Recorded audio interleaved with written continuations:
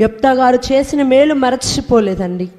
దేవుని మందిరంలోనికి వచ్చి దేవునితో ప్రార్థనలో దేవునితో పంచుకుంటున్నాడు. దేవునికి కృతజ్ఞతాస్తుతులు చెల్లిస్తున్నారు. అయ్యా నాకు గొప్ప స్థితిని ఇచ్చావని చెప్పని దేవుని నామాన్నే గణపరుస్తున్నాడు.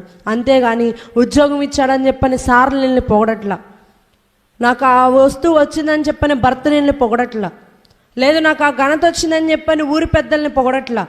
కానీ వెళ్ళి ఎక్కడ చెప్తున్నాడు? దేవుని నామానికి కృతజ్ఞతాస్తుతులు చెల్లిస్తున్నాడు. ఈ రోజున చిన్న అవసరాలైన నీకు తీర్చబడితే, నువ్వు పెద్ద ఆశీర్వాదాలను నువ్వు పొందుకున్నట్లయితే, దీవెనలు నీకు ఉన్నట్లయితే, దేని నుంచి అయినా నువ్వు అనుకుంటున్న ప్రతి కార్యక్రమం జరుగుతూ ఉందంటే నువ్వు ముందుగా దేవుని దగ్గరికి వచ్చి కృతజ్ఞతాస్తుతులు చెల్లించాలి.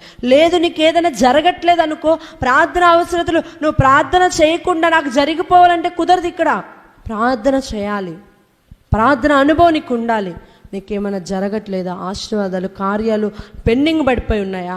అయితే దేవుని సన్నిధికి రా, ప్రార్థన చేయి. ప్రభువా ప్రార్థన అనుభవం నాకు ఇవ్వు, ప్రార్థనలో నేను జయించాలి, ప్రార్థనలో నేను పొందుకోవాలి, ప్రార్థన శక్తి నాకు కావాలని చెప్పి నువ్వు ప్రార్థన చేసినట్లయితే దేవుడు ఖచ్చితంగా ఆశీర్వాదం ఇస్తాడు. మన పరిశుద్ధ గ్రంథంలో ఎందరో భక్తులు ప్రార్థన ద్వారా పొందుకున్న విజయాలు కానివ్వండి, మరి వారి యొక్క అవసరతలు కానివ్వండి, అన్నిటిని బట్టి కూడా మరి చక్కగా పరిశుద్ధ గ్రంథంలో దేవుడు లెక్కించి ఉన్నాడు.